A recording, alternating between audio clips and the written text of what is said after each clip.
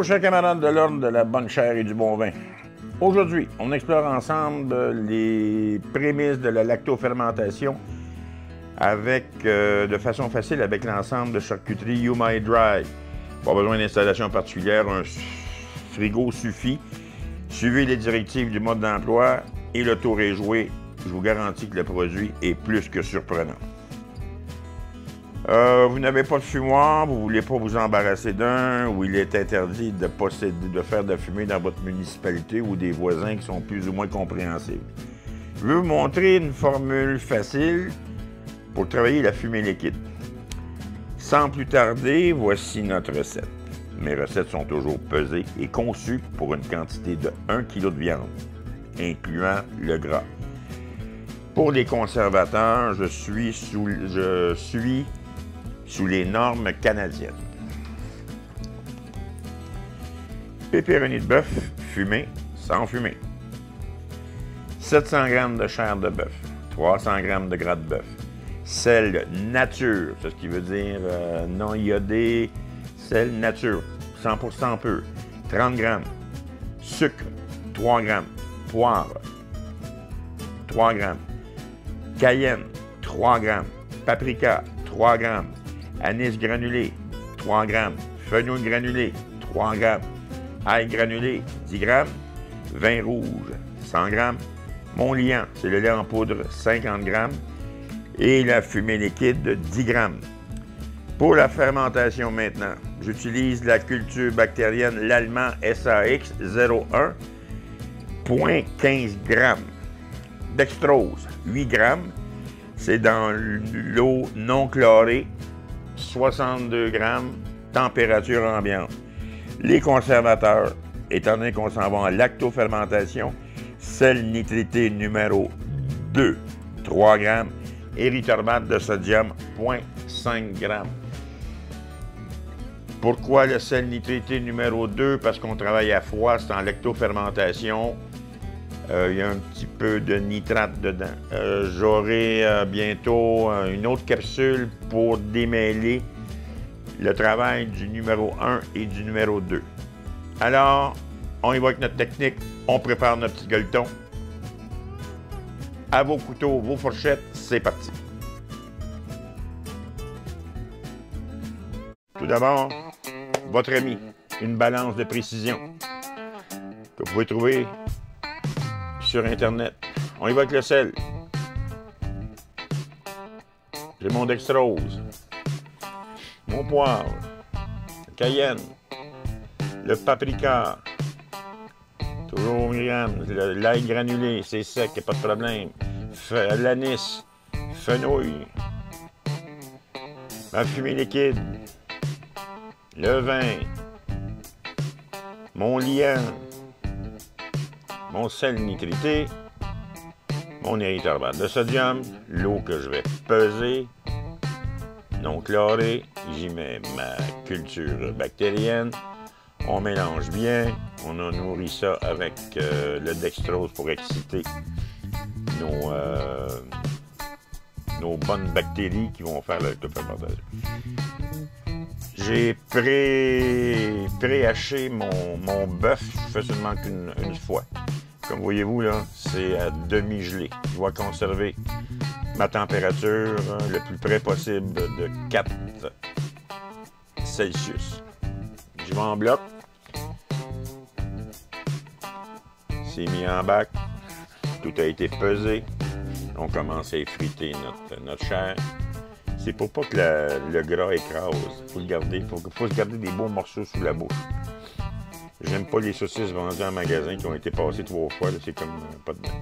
Mon mélange.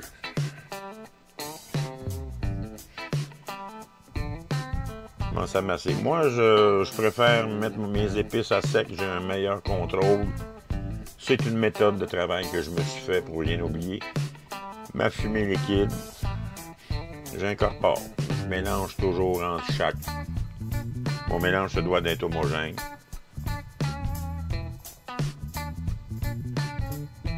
Voilà le dextrose, mon ferment. Et Avec les mains, là, je masse toujours pour être capable de briser chaque là. Mon liant. Le liant, lui, c'est une option, mais ça aide à... Ça va vous donner une... Le gras va se transformer comme en gélatine. C'est bon sous la dent. J'ai mis mon sel nitrité, l'érythrorbate de sodium. Je mets ensemble. Ils sont faits pour s'annuler. Je vous ai dit, il va y avoir une capsule de savoir là, c'est quoi le numéro 2 en lactofermentation. Qu'est-ce que ça fait? On va faire les différences entre les deux. Mon vin, ça donne du goût et ça va aider aussi, avec l'ail que j'ai ajouté, à faire une bonne fermentation. Les ferments, eux, ils tiennent un pH. Il faut que ce soit les bonnes bactéries qui viennent en fermentation. Quand mon appareil commence à coller, mon mélange est bon. Quand ça tient, prends les mains. Quand c'est bien, quand ça colle, on est prêt.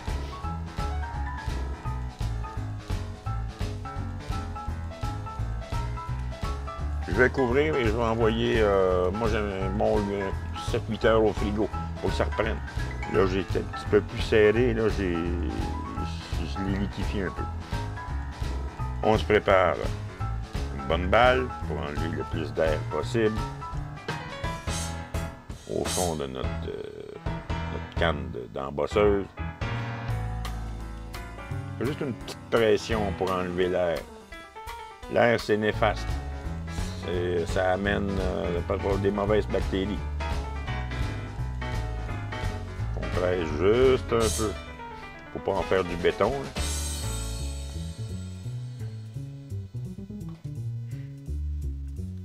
Les sacs Humidry, c'est un sac multi-perforé, micro-perforation. Ça permet un bon échange d'air. Vous n'avez pas besoin d'une grosse installation au frigo. Et c'est pas un sac sous vide non plus. On va le remplir comme... on va l'utiliser comme un boyau de saucisse ou salami. C'est enroulé. La même procédure.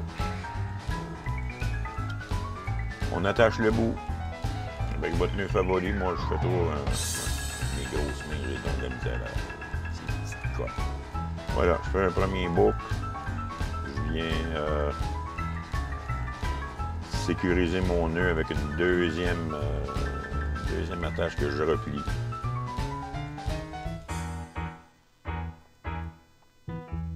Ça va empêcher mon mélange de sortir. Ça, c'est la catastrophe. On boucle en deux.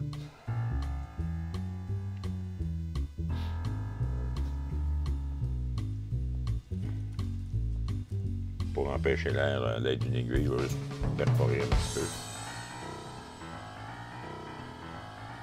Et c'est parti. On embosse comme une saucisse classique. On se prépare un premier petit boudin. On tourne.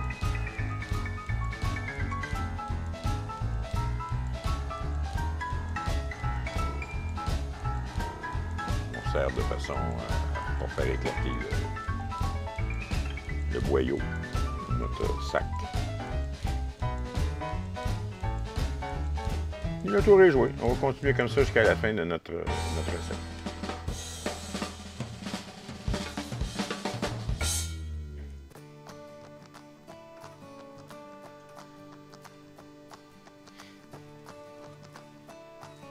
Voilà, j'ai un premier petit pepperoni prêt.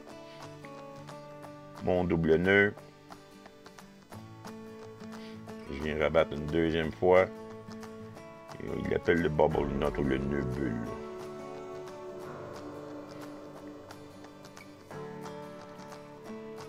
Je vais me faire juste une petite attache là, pour... parce que je vais suspendre, mais vous pouvez le mettre sur la grille. De toute façon, j'en aurai sur la grille qu'on viendra tourner là, pendant une certaine période. Et voilà ce que ça donne. J'ai bien étendu sur grille. Je vais faire fermenter ça dans le four avec juste la lampe allumée, un contenant d'humidité. On y va pour un 24 heures. Voyez-vous, ça donne une belle couleur rouge. On peut les étendre sur une grille au frigo. On continue d'avoir de la place, mais ça travaille au foie. Là, j'ai fait une petite pétinade. C'est mon test, ça. J'aime bien ça, ce petit.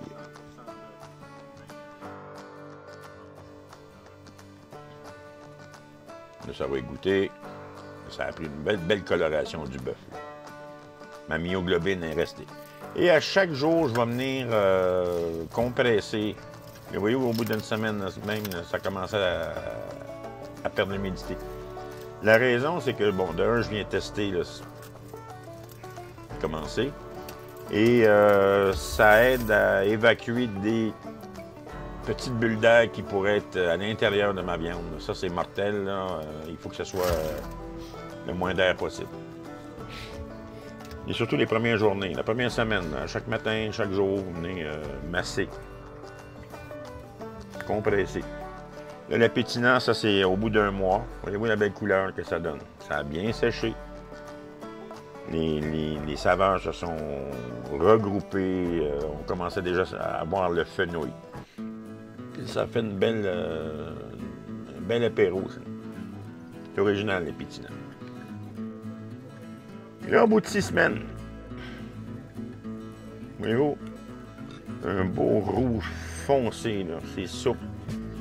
Vous les mettez en ragoût, en apéro comme ça, le fromage. Je vous dis, ça vous donne un beau résultat. Et la fumée liquide a bien travaillé. On met ça en portions égales, on les mange en bâtonnets, on orne nos chères pizzas. On voit bien les grains des poivres.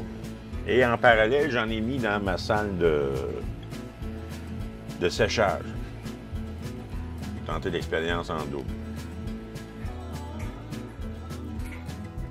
Ça, c'était au bout de 60 jours.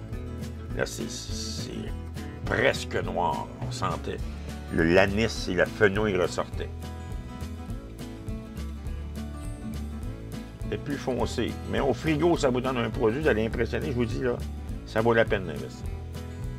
Là, on est un rouge plus cerise noire. Et ça fait des beaux cadeaux spéciaux. Dans un apéro, là, les gens arrêtent de parler. Je vous dis, là, ça arrête de parler. Et c'est un investissement en petite quantité comme ça, là, c'est une belle investissement.